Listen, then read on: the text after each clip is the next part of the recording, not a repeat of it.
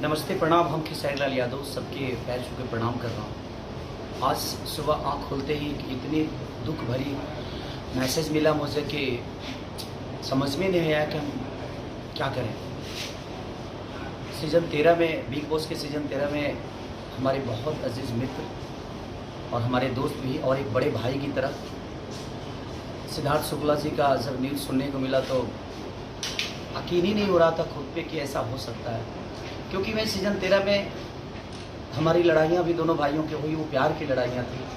और मैं जब सीज़न 13 के बिग बॉस से बाहर आ रहा था तो सबसे ज़्यादा अफसोस सिद्धार्थ शुक्ला जी को ही हुआ था, क्योंकि मैं उनको बाबा बोलता था और हमारी कोई पहले से परिचय नहीं थी। लेकिन बिग बॉस के सीज़न 13 में ही हमारी मुलाकात उनसे हुई।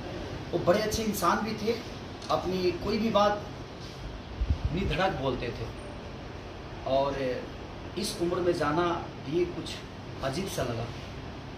तो क्या बोल सकते हैं, बस मैं भगवान से ही प्रार्थना करूँगा कि उनकी आत्मा को शांति दे और ऐसे लोगों को इतनी जल्दी मत बुलाओ इस वक्त, क्योंकि अभी बहुत कुछ करना था। इस इंडस्ट्री को बहुत आशा थी उनसे, हम सबको आशा थी।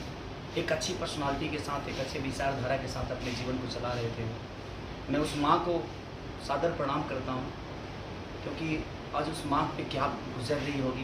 क्योंकि मैं सिद्धार्थ बाबा के माँ से भी मिला था जब फाइनल में मैं गया था, तो बड़ी प्यारी है वो।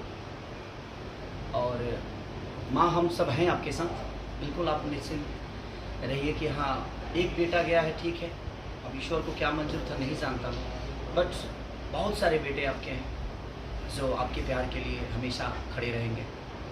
तो दिल से ये दुख भरी बातें हैं, क्या बोल सकता हूँ मैं, बट मैं ईश्वर से ही प्रार्थना करूँगा कि भगवान ऐसे अच्छे लोगों को और इतने जल्दी मत बुलाइए, ये धरती सुनी सुनी हो जाती है। Thank you.